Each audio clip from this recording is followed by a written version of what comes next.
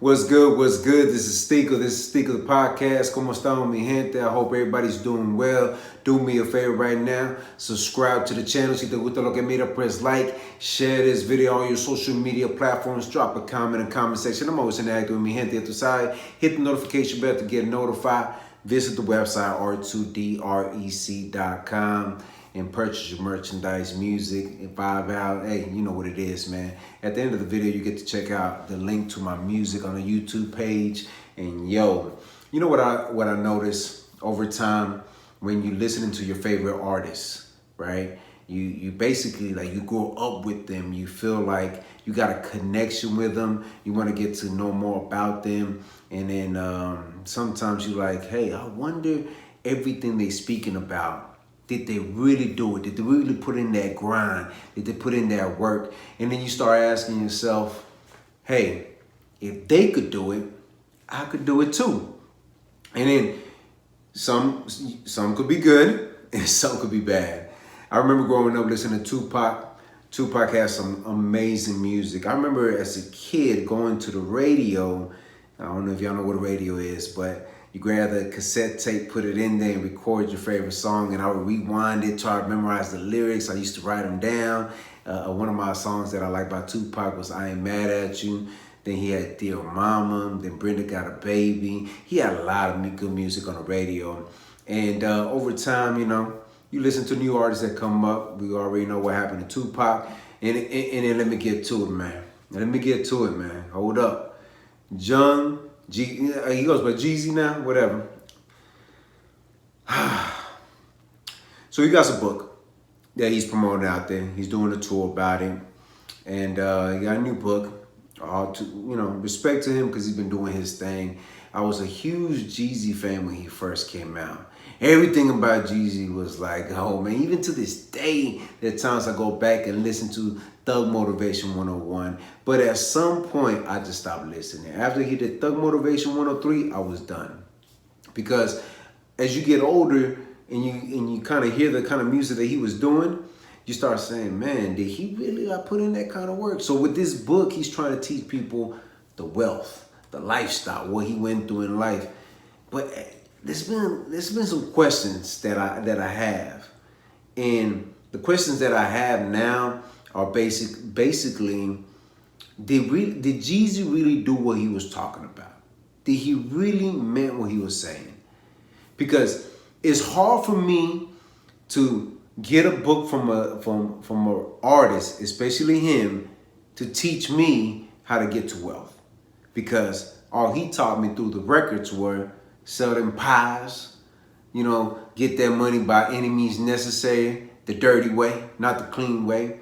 And to make situations like that and statements like that, to make statements like that as a young gentleman, it put me in that. I gotta get to the streets. That's the only way I'm gonna get this money. Gotta go do this and the violence and the drugs. That's all he promoted. There was a few songs here and there, of course, like any other artist, they had a few, but for the majority of the music that you heard from Jeezy wasn't really motivated to inspire you to do good, just to say that. You wanted to get the fancy cars, blow money in the strip clubs like crazy. And when he talks about his struggle, it's hard for me to believe the struggle, because when he came in the game, he came with everything that people always wanted. The Lambos, the Bentleys, he had all that. He had the money. He didn't need a record label. But then when you hear him now, and I don't know what age this was, because I ain't never heard no $2 Subway meal. Not a sandwich, a meal. When he describes that he used to go to Subway, get a Diet Coke, extra large, because he watching his diet. He got a cookie.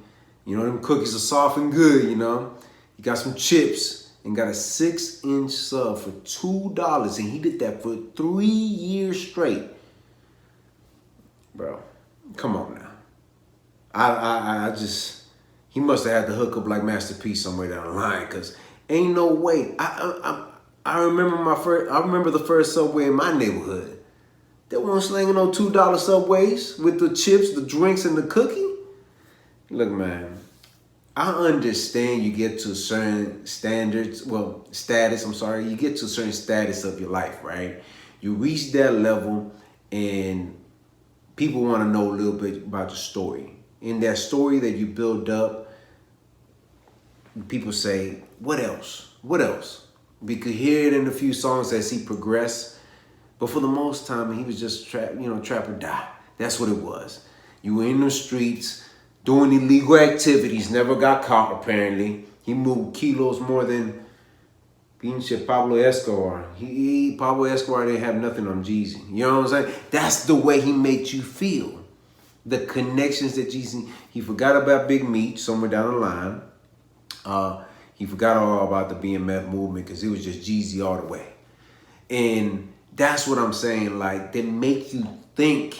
They make you just think for a second that, hey, is that the lifestyle? Because if you put in that book out there, to me, the title should be Fake It Till You Make It.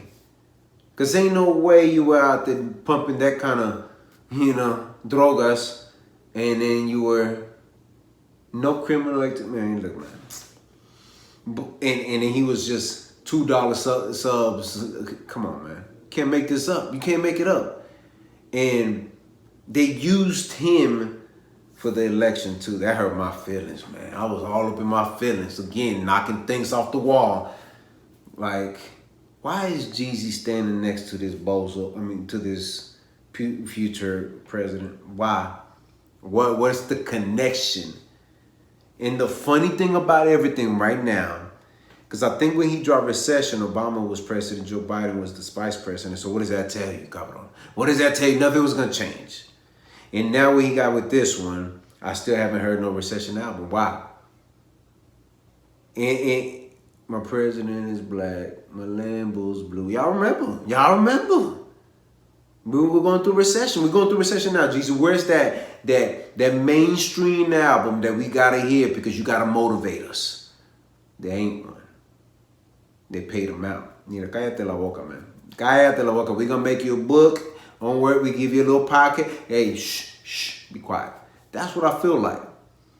And I see other people post here and there. He's out there doing the press run, and I don't even want to hear it, man. And it hurts me to say this. I was a fan. I was a hardcore fan. Yeah, like, I had phases when I listened to certain artists, and Jeezy was one of them. And I was just like, after a while, I'm like, ain't no way this man putting that kind of drogas in the game. And look, I don't want to hear that, it's because everything he's based around, the culture, the black culture, and that's cool. Majority of the people that I know purchased that album were Latinos, especially Thug Motivation 101. A lot of Latinos were supporting Jeezy back then. I don't know, man. I don't know. I think that he reached a certain level of success that now it's like, what else can I do? I'm gonna write a book. And I just can't. I just can't. Because he taught the whole generation of young people coming up that it was okay to go move drugs. That's what Jeezy was about. The snowman. Let's think about that, right?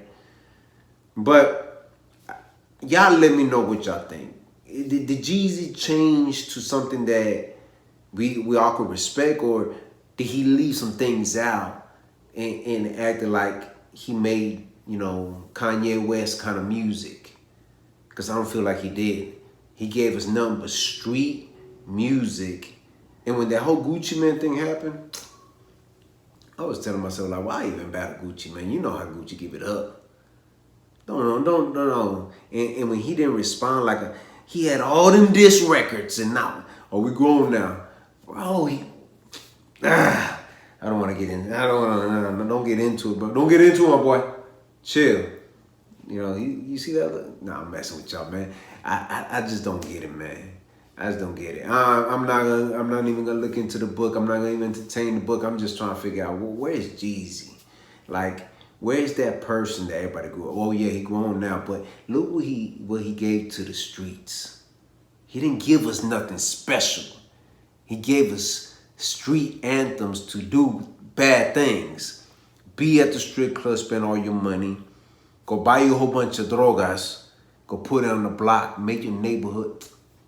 It's not here or there, bro. Stop it. Stop it. I'm just saying, man. I'm just saying. But hey, do me a favor right now. Subscribe to the channel. Si te gusta lo que mira, press like. Share this video on your social media platforms. Drop a comment in the comment section. I'm always interacting with mi gente, ya tu sabe. Hit the notification bell to get notified. Visit the website r2drec.com. And always remember, have peace in your heart, have faith, and never give up. All right, one. What's good? What's good? Hey, this is Stico. Hey, somewhere on here, there's a link to my music page. Y'all go check out the music. We got video, visuals, we got audio. Trust me, we got some dope music. When you get a chance, subscribe to that channel as well. The music is on there. Hey, let's keep this rolling, man. Y'all know what it is, man. This is Stico. All right, one.